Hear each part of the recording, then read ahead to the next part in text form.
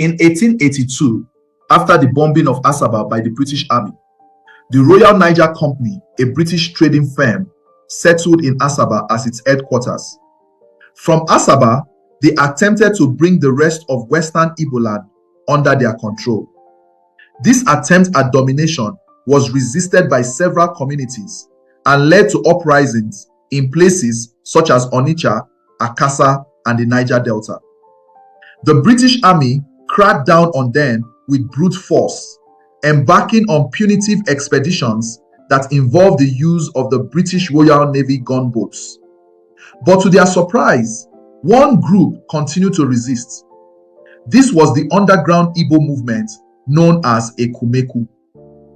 Ekumeku operated covertly, using local knowledge of the forest environment to launch successful ambushes against British agents and facilities. The guerrilla war conducted by Ekumeku seemed effective and lasted more than 3 decades.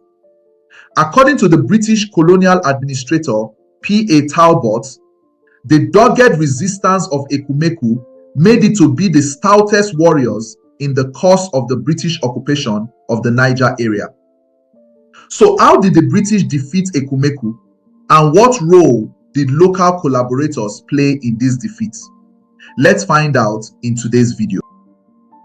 To understand the war, we need to go back to a time before the 1800s. Before British encroachment, the Western Igbo area in present-day southern Nigeria had established regional trade networks. Communities traded goods such as palm oil, food crops, and crafts with neighboring regions.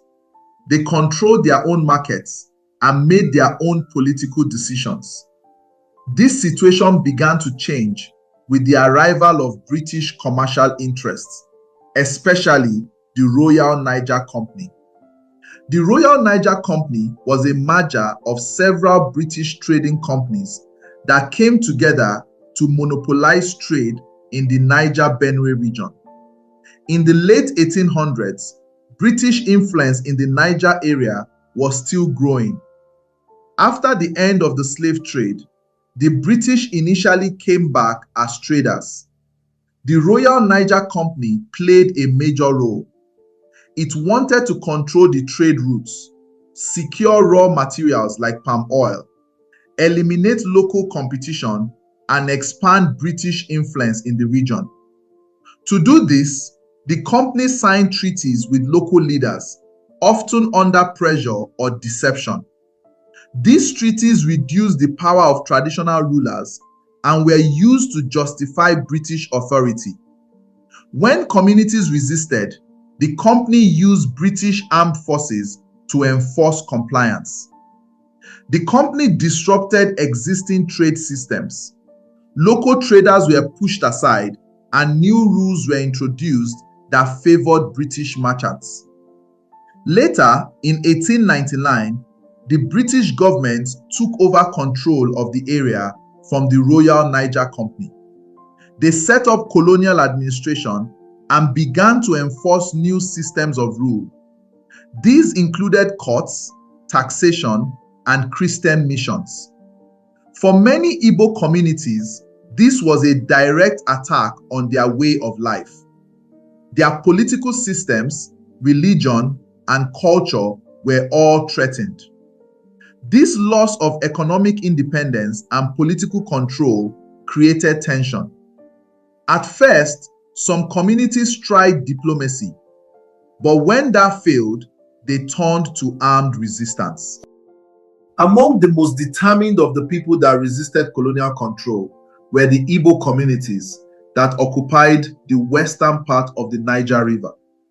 The British called the area Western Igbo land because the people spoke the Igbo language and to further differentiate them from the Igbo people east of the Niger River. In pre-colonial period, the Western Igbo people were variously referred to as people of Aniocha, Ukwani, Ika, and also children of Ezechima. Today, they are the Anioma people in the northern part of present-day Delta states. The Ekumeku movement began in the late 19th century, majorly in areas such as Asaba, Ibusa, Ogwashiuku, Iseleuku, and surrounding towns. The word Ekumeku connotes the meaning "do not talk about it" or "do not reveal it." This signified the secrecy associated with the Ekumeku society. The movement was initially formed as a secret society by a group of young men, the Otu Ikolobia, who called their society Otu Ochichi, meaning the League of the Silent Ones. By the time it became the Ekumeku movement, it had grown into a traditional nationalist resistance movement that combined the functions of a secret police and a guerrilla army. A British colonial officer, Captain Ian Hogg, famously described it as an anti-European club. The Ekumeku movement was not led by a single leader. It was individually organized by various towns and communities around prominent chiefs such as the Elumelu of Onitsha Olona, Uwechua of Ibusa, Obi of Akumazi, Obi of Ubuluku, and many others. During that period, members were forbidden from revealing anything about the movement, its leaders, headquarters, or meeting places. It is now believed that the movement's operational headquarters were located at Ogwashiuku, Iseleuku, Onitsha Olona, and Ubuluku, where it fought its fiercest battles with the British forces. Ekumeku attacked at night, moved secretly, and targeted British agents, missionaries, and local collaborators. The Ekumeku War was not fought in one big battle. Instead, it was a long series of attacks, counter-attacks, and punitive expeditions. It was also not fought in a single location, but spread across many Western Igbo communities. The warriors used guerrilla tactics. They launched surprise attacks, destroyed British outposts, and avoided direct confrontation when possible. The movement relied on local knowledge of the terrain. Forests, rivers, and villages became part of their strategy. Communication was secret, and coordination was maintained through traditional networks. The British found it difficult to completely suppress the movement because it was decentralized. When one group was defeated, others continued the resistance. They attacked mission stations and colonial government institutions, and their military exploits extended to the neighboring Ishan people who collaborated with the Ekumeku warriors by sending reinforcements for the struggle. As we know, the British forces had modern weapons such as Maxim guns and artillery. In contrast, the Ekumeku fighters mostly used local weapons like bows, arrows, cutlasses, and shields, which they supplemented with the use of charms. They believed the charms provided spiritual protection in battle and would repel the British forces. It has been said that a significant part of the strength of the Ekumeku movement lay in unity and numbers. Before 1883, Anyocha had a dispute with the Ibuzo clan, which had lasted for decades. But seeing the power of British arms and ammunition, these communities decided that they could not fight the war individually, so they formed an alliance. Other kingdoms, such as Onitsha Ado, now present-day Onitsha, also joined the movement. The British responded to attacks with brute force. They carried out repeated military expeditions, destroying villages and punishing communities that supported Ekumeku. But despite all this, the resistance continued. By 1902, the movement had adopted guerrilla warfare fully. This allowed them to fight for many years. The Ekumeku War went on sporadically for 31 years. For many years, people believed that the British won solely because of superior weapons. But this is not the full story. Yes, British guns and military training were important, but it was the combined effects of the military pressure, internal divisions, economic disruption, and indigenous collaborators that weakened the Ekumeku movement. Let's look at these factors. Despite the determination of the Ekumeku warriors, the British forces were better armed and better organized. They used modern weapons such as rifles and machine guns, which were far more powerful than the weapons available to the local fighters. British expeditions were often large and well coordinated. As deterrence, they attacked villages even suspected of supporting the Ekumeku movement, destroying their property and imposing punitive measures. These actions weakened the resistance and discouraged further assistance from some communities. Over time, the superior firepower of the British began to take its toll. Many communities suffered heavy losses. The destruction of villages and farmlands made it harder for the fighters to sustain their efforts. Internal division was also a serious problem for the movement. Even though the communities tried to unite, not everyone stayed committed to the general struggle. According to the author and historian Elizabeth Isiche, the failure of the Ekumeku movement can also be attributed to the problem of disunity among Western Igbo communities. She argued that the people never succeeded in overcoming their differences because of their allegiance and loyalty to their respective local communities. Many other historians agree with Isiche on the existence of communal divisions in Western Igbo land, with one author writing that the movement failed because the Western Igbo were by tradition very individualistic in attitude, which may be derived from their structure in which no one occupied a position of superiority. One major factor that contributed to the defeat of the Ekumeku movement was the role played by indigenous collaborators. Some local leaders and individuals chose to work with the British administration. These collaborators included chiefs, traders, former slaves, and even former Ekumeku members. The British depended heavily on them. They gave the British information, manpower, and local support. They provided valuable information about the movement, including the location of warriors and planned attacks. In some cases, they helped enforce British policies in their own communities. Without them, it would have been much harder and taken longer for the British to succeed. The reasons for collaboration varied. Some were afraid of British military power.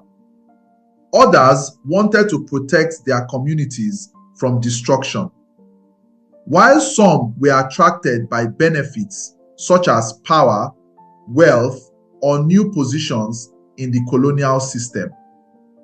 Historians now describe the local leaders who cooperated with the British out of a desire to protect their communities from destruction as benevolent collaborators. A good example of a benevolent collaborator was Chief Ikemefuna, who was the Iyasele or Prime Minister of Onitsha Olona at the time. Onitsha Olona was made up of 6 quarters. The British labeled Idumuoji, Ishekpe, and Obekenu as hostile because they supported the Ekumeku resistance. The remaining quarters, Obiobi, Umuolo, and Agba, were seen as friendly.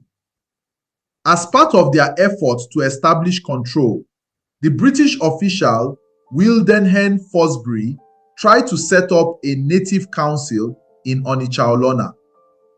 He appointed Chief Ikemefuna to represent the so-called friendly quarters and asked him to nominate members for the council. However, Ikemefuna reported that all the chiefs refused to participate. Then Fosbury asked Ikemefuna to organize a meeting to talk to the chiefs. Ikemefuna again reported that the chiefs would not attend. But when Fosbury asked Ikemefuna to come see him, Ikemefuna and some chiefs from his quarter fled into the forest. This confused Fosbury, and he decided to investigate further. His investigation revealed that the chiefs from the friendly quarters were never told about the council or meeting by Ikemefuna. The chiefs also told Fosbury that Ikemefuna and the Obekenu quarter were actually opposed to British rule. Fosbury immediately issued a threat. Obekenu must produce Ikemefuna within 2 days or face a military attack. Faced with this threat, Ikemefuna and the other chiefs surrendered by themselves the next day. They were arrested, tried, and imprisoned in Asaba for resisting the colonial government. Ikemefuna's seeming friendliness and later surrender appeared to have been a deliberate attempt to protect his quarter, Obekenu, from destruction. However, his efforts failed. In 1902, Onitsha Olona was attacked by the British forces, and the Obekenu quarter, along with the other hostile quarters, was destroyed. This episode shows that collaboration during the war was not always simple or selfish. In some cases, it was a difficult choice made in the hope of saving lives and communities, even if it did not succeed in the end. In addition to local collaborators within Western Igbo land, the British also received important support from outside the region. One particularly key collaborator was said to be Prince Aiguobasimwin of Onramwen, who would later become Oba Eweka II of the Benin Kingdom. After several failed military attempts to defeat the Ekumeku resistance, the British looked for alternative strategies. They turned to the Benin Kingdom, claiming they wanted to build on Benin's long-standing relationship with Western Igbo communities. In 1906, the prince accompanied British officials on a tour of Western Igbo towns known to support the Ekumeku fighters. The visit was presented as a peaceful mission to resolve issues. However, behind the scenes, the prince held secret meetings with influential local chiefs and Ekumeku patrons. During these private discussions, he warned the chiefs of the military power of the British and reminded them of how the Benin Kingdom had been defeated and humiliated during the British punitive expedition of 1897. His message was clear: resisting the British would only lead to destruction. This approach worked on some chiefs, and they began to cooperate with the British. It seemed the prince's actions were not just about helping the British. It was also driven by personal ambition. At the time, Benin was going through a period of political uncertainty. The prince wanted to increase his chances of becoming king. He believed that working with the British would help him secure the throne and establish his authority when the time came. His plan succeeded. He later became the Oba of Benin, taking the title Oba Eweka II. When the Igbo communities began to understand that the British had used him to spy on and infiltrate the Ekumeku movement, relations between them and Benin broke down. Some leaders reacted strongly. The Obis of Onitsha Olona and Ejeme Aniogo stopped their traditional visits to Benin. Other communities, including Ishiagu, Nsukwa, and Abo, cut off diplomatic and political ties completely. The prince's action created lasting tension between Western Igbo communities and the Benin Kingdom. And lastly, we can't but mention the liberated slaves, who were the earliest category of collaborators. After gaining their freedom under the Anti-Slavery Proclamation of 1903, many former slaves joined the Christian missions and schools, after which they became court clerks and court interpreters, spies, and carriers who took part during and after the conquest of Igbo land and other African communities. By 1910, several Ekumeku leaders had been captured or killed. In 1911, the fall of Ogwashihuku crippled the revolution. About 300 Ekumeku warriors were arrested and taken to Calabar, where they were imprisoned. The British then passed laws banning the Ekumeku society. They also restricted the use of weapons among the people. Although the resistance continued for a few more years, it was weak and ineffective. After the war, the British reorganized the region. They divided it into administrative units and expanded their control through courts and local chiefs. The region was fully integrated into the colonial system that would later become modern Nigeria. Even though Ekumeku lost the war, their struggle left a strong legacy. The resistance showed that the Igbo people were willing to fight for their independence and protect their culture. But it also reminds us that history is not always simple. In this war, there were obvious heroes, but there were also people who made difficult decisions to survive. Many historians believe that the Ekumeku movement served as inspiration for other resistance movements in Africa, including the Kenyan Mau Mau Rebellion of 1952. The movement remains one of the longest and most determined resistance movements in African history. If you enjoyed this video, make sure that you never miss another by subscribing. And if you want a little more, like access to bonus content, consider hitting the join button and becoming a member. Your support powers this channel. Thank you.